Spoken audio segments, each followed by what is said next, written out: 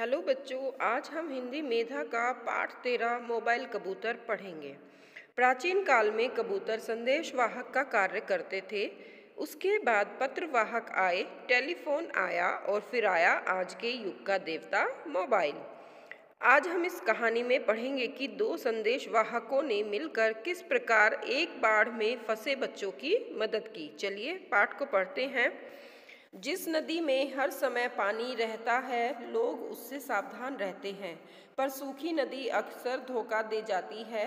राजू का घर या कहे झोपड़ी सूखी नदी के पाट पर बनी थी।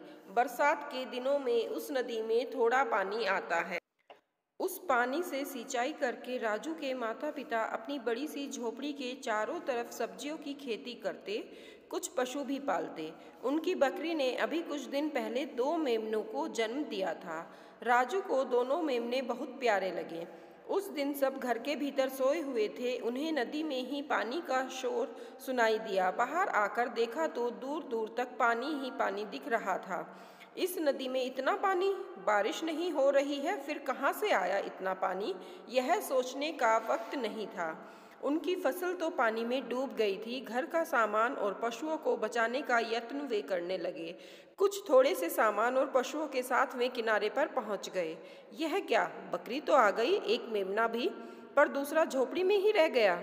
उसे लाने के लिए राजू वापस भागा। अभी पानी उसकी कमर तक ही था। उसके पिता ने उसे रोकने की कोशिश की, पर वह नहीं माना। झोपड़ी में आया।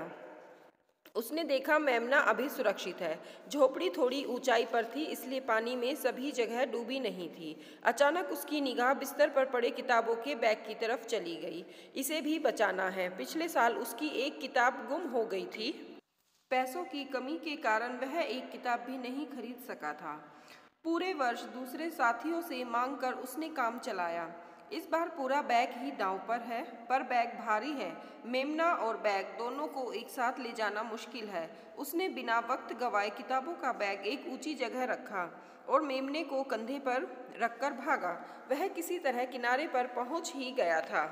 बिना मेमने के बकरी चिल्ला रही थी। उसने बकरी के पास मेमने को छोड़ा और अपना बैग लाने की बात कहकर फिर पानी में कूद पड़ा।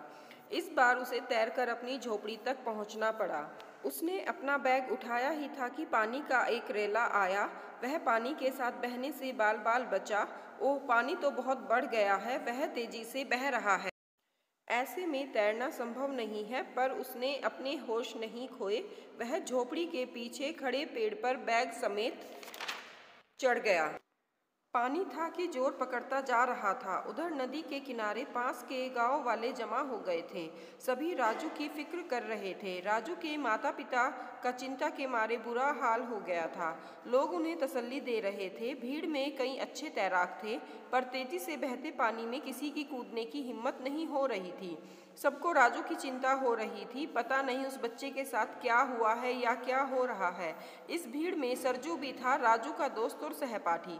वह अपने हाथ में एक पालतू कबूतर लिए हुए एकटक नदी के बीच उगे पेड़ की ओर देख रहा था, पर उसे राजू दिखाई नहीं दे रहा था। लगता है पीछे कोई बांध टूट गया है, उसके कारण इतनी तेजी से यह पानी आ रहा है। पर राजू का कैसे पता लगाए कि वह किस हाल में है, और कैसे बताए कि हम उसे बचाने की कोशिश कर रहे हैं। काश उसके पास एक मोबाइल फ़ोन होता। यह सुनते ही सरजू बोला, मोबाइल फ़ोन तो अब भी भेजा जा सकता है उसके पास। वह मेरा दोस्त डरने या हिम्मत हारने वाला नहीं है। वह जरूर उस पेड़ पर चढ़ा हुआ होगा। सरजू, तुम हमेशा अजीब अजीब बातें करते हो। बड़े बड़े तैराकों ने वहाँ तक तैरकर जाने से मना कर दिया। तुम्हारे पास क्या मोटर बोट है जो उसके पास मोबाइल पहुँचा दोगे? अगर है तो मोबाइल की ज़रूरत ही नहीं, वैसे उसे वैसे ही बचाया जा सकता है। सरजू ने शांति से जवाब दिया, किसी के पास मोबाइल है तो मुझे दो, मैं उसे राजू के पास भेज कर दिखा दूंगा। एक साथ कई मोबाइल आगे कर दिए गए।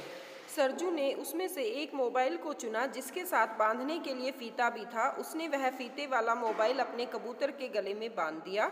अपनी जेब से एक छोटा सा चॉकलेट भी निकाला, वह भी धागे के साथ कबूतर के गले में लटका दिया और उसे उड़ा दिया।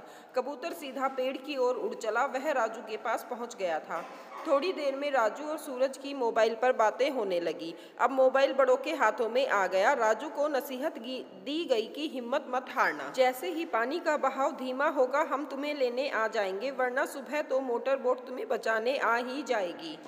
ठीक है, ज़्यादा बातें मत करना, अगर मोबाइल की बैटरी कमज़ोर हो गई तो कहाँ चार्ज करोगे। सुबह राजू को उसके बैग के साथ निकाल लिया गया। तब उसका दोस्त सरजू बोला, उस पेड़ को देखते ही मैं समझ गया था कि तू उस पेड़ पर चढ़ा होगा।